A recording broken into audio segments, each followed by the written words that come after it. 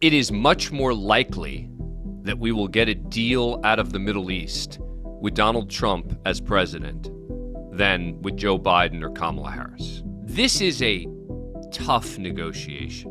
Netanyahu, I don't think, is acting in good faith. We should all be rooting for President Trump and this administration to succeed. I want to talk about what is happening in the Middle East. Prime Minister Benjamin Netanyahu at the White House right now with President Trump. We're expecting them to come out at any moment. I've mentioned this before, but I have become more convinced of it over time.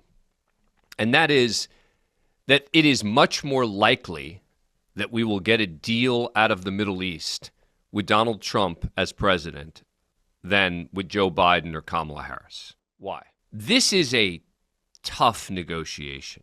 Netanyahu, I don't think, is acting in good faith. I also think he's getting a lot of pressure from the far right, which is critical to his remaining in power, not to make a deal. That makes that tough. We've seen reporting that both that Witkoff and Jared Kushner have both been getting very frustrated with Netanyahu. They've kind of had it with him. And, of course, on the Hamas side, you're dealing with terrorists who have very little incentive to make a deal because they don't really care about their people. But what makes me think that it's more likely that Trump can get a deal done, and there is apparently this 21-point deal on the table, is that I think in Israel and with Hamas, fearing the American president can help.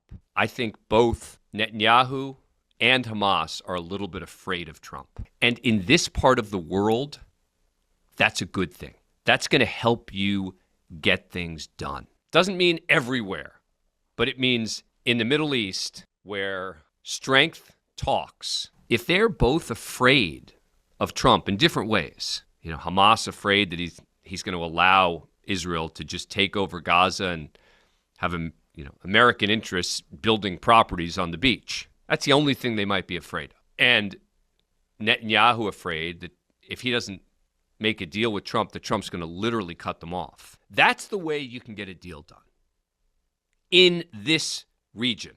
And Trump and his team have got what it takes, I think. We'll see. I'm not saying they're going to reach a deal. I mean, look, they were supposed to come out at 1:15 today, and they still haven't come out yet. That could certainly indicate that there have been hiccups. So they may come out and Trump may bash Netanyahu. We'll see. Regardless, if that happens, all I can say is Biden wouldn't have been able to get it done. And this was Caroline Leavitt earlier today on Fox News saying that they really are very close. This is number 4. How close is Bibi to saying yes? How close to Hamas is saying yes? Have they let you know?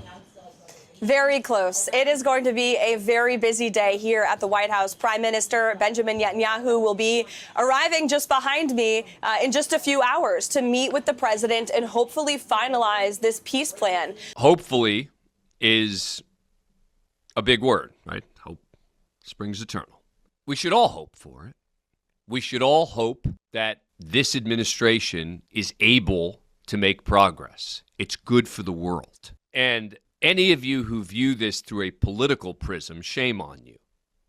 We should all be rooting for President Trump and this administration to succeed, to get a deal. And I think that they are as well situated to do that as any administration could be. That doesn't mean they're going to get a deal based on where we are today.